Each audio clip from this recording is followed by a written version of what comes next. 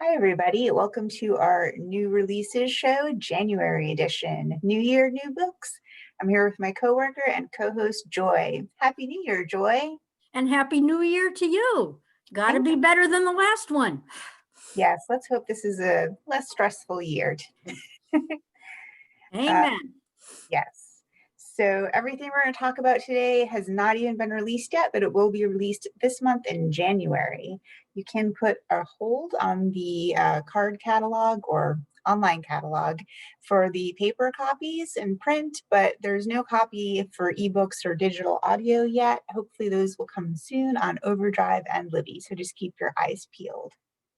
Also, don't forget to come back on the third weekend in January when Joy and I are going to do staff picks about our New Year's resolutions. So we'll share some books that might help you with your New Year's resolution as well. And now I'm going to switch screens so you can see the new releases we have picked out for you.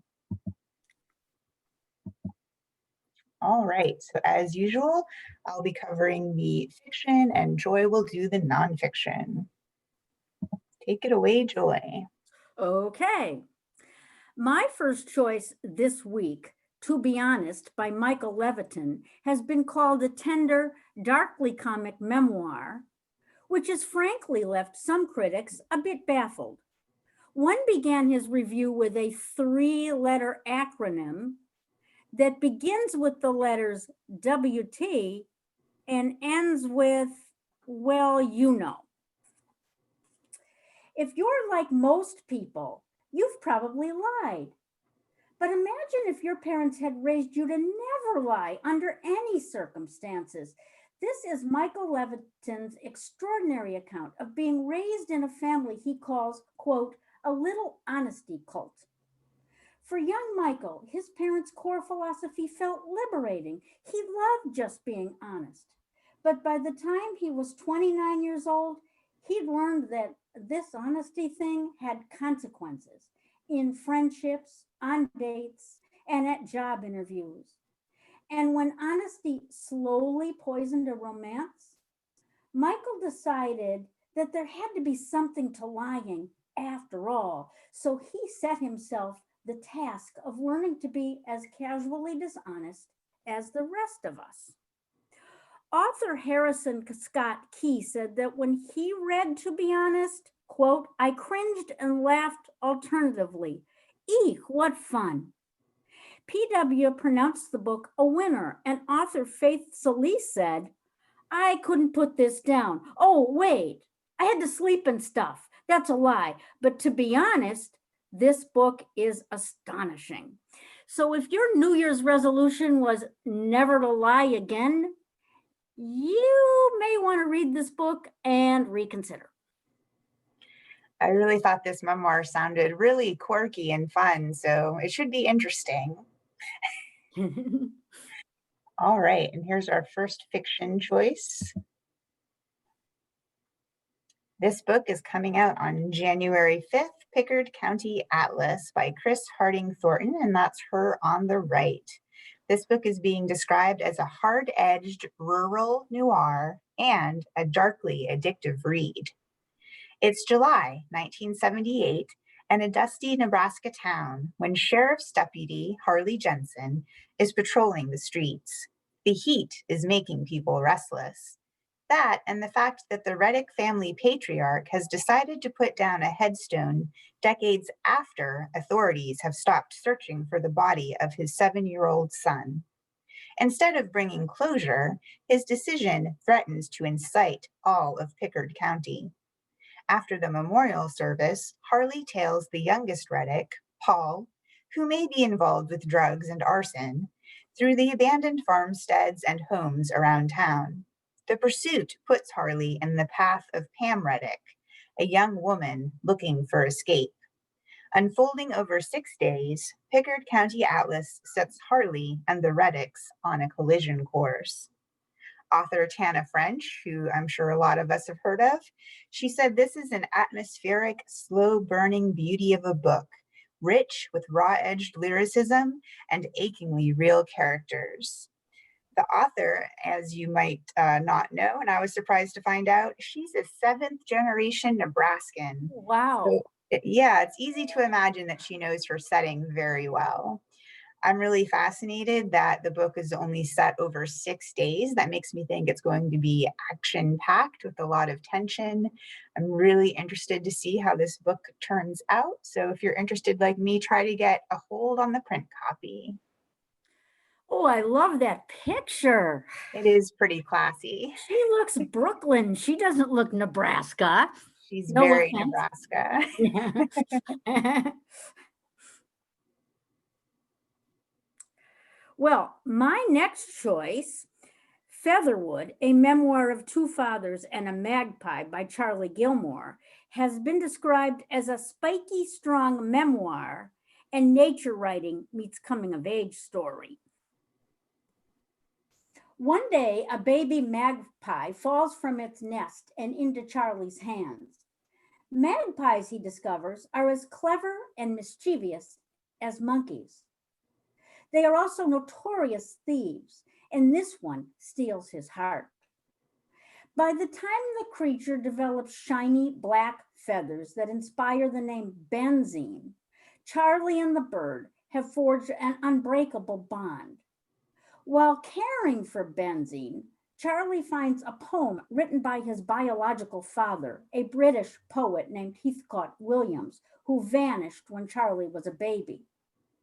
As he grapples with Heathcote's abandonment, Charlie is drawn to the poem in which Heathcote describes how a young jackdaw, who, like magpies, are part of the crow family, fell from its nest and captured his affection.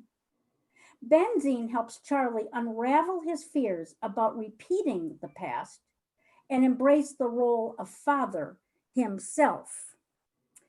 Helen MacDonald, acclaimed author of H's for Hawk, says she can't recommend Featherwood highly enough. The great Neil Gaiman says that Featherwood is the best piece of nature writing since H's for Hawk, and that it offers continual small treasures. And Elton John, yes, you heard me, Elton John, found the book incredibly moving. And if that isn't enough, Kirkus and PW gave it starred reviews. So the next time you see a crow or a magpie, don't shoo it away, show some respect. I love that photo of the author with his magpie. They both look really happy. Yes, they do. All right, here's my next pick. Is coming out on January 12th. Siri Who Am I? This is one of Cosmopolitan's and Pop Sugar's best new books coming out in 2021. It's being described as an hilarious and whip smart with a fearless female protagonist. And it's a perfect book for fans of romantic comedies and modern light mysteries. In the book, Mia looks like a millennial, but she feels like she was born yesterday. Emerging from a coma with short term amnesia, she can't remember her own name until Siri provides it. Based on her cool hairstyle, dress, and makeup, she guesses she's wealthy, but the only way to know is to retrace her steps. Using Instagram and Uber, she arrives at the duplex she calls home in her posts. But what she finds is Max, a cute off-duty postdoc supplementing his income with house sitting. He tells her that the house belongs to a French billionaire named JP. A few texts later, JP confirms Mia's wildest dreams. They're in love, living the good life, and he'll be back that weekend. But as Mia and Max work backward through her Instagram, they discover an ugly truth and evidence that her head injury was not an accident. Booklist called this debut novel a millennial's version of Bridget Jones's Diary meets Legally Blonde. So those are both books that were made into movies. I'm sad to say I didn't read the books, but both movies make me laugh a lot. So if this book's anything like those two, I think it's going to be a good time. Shelf Awareness said, this book is wry and witty with surprising depth, a satire of our Instagram-obsessed world. It's also a sweet love story and a look at a woman's decision to change her life after it's been changed for her.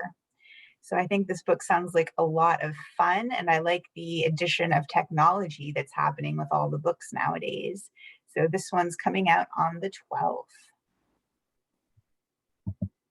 And here's one from Joy.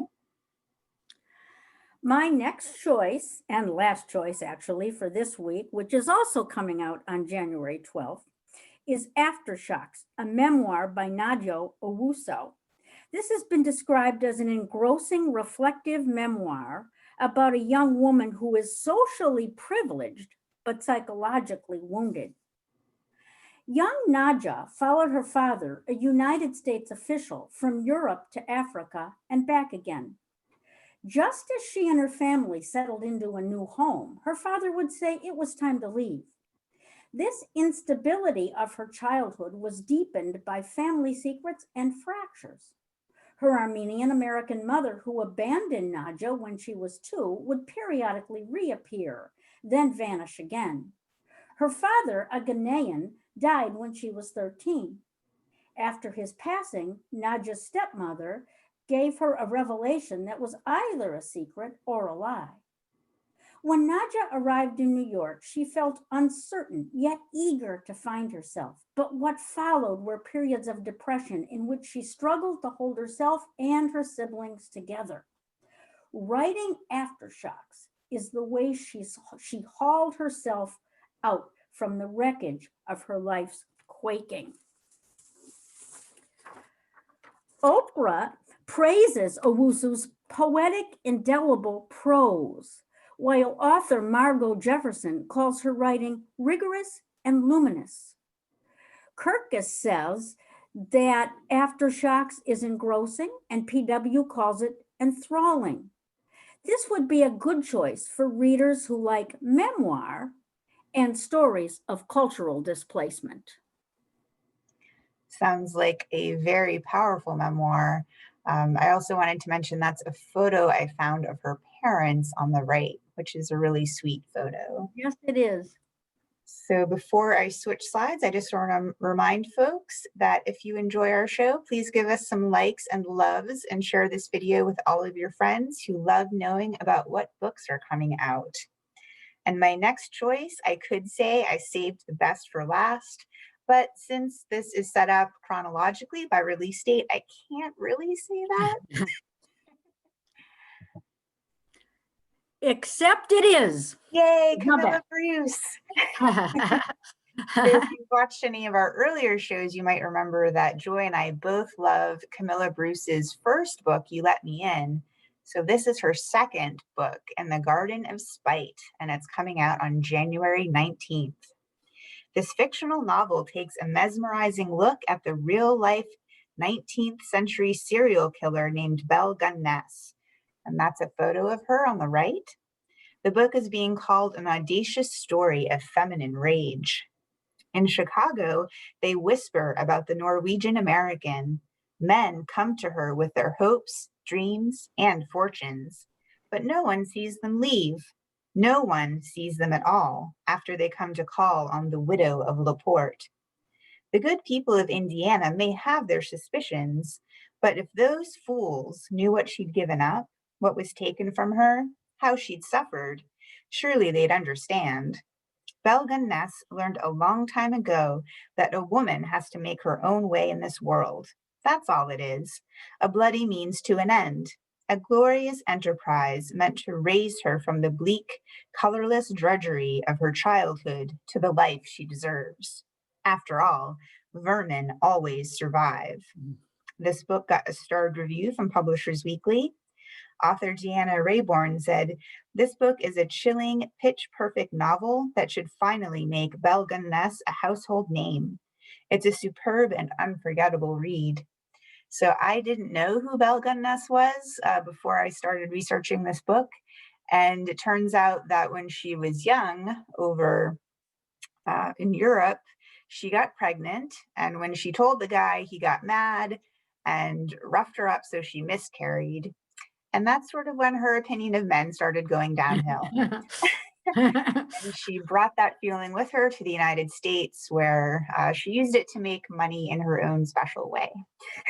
So Downhill is an understatement, Devon. yeah, she didn't really have a good opinion of that.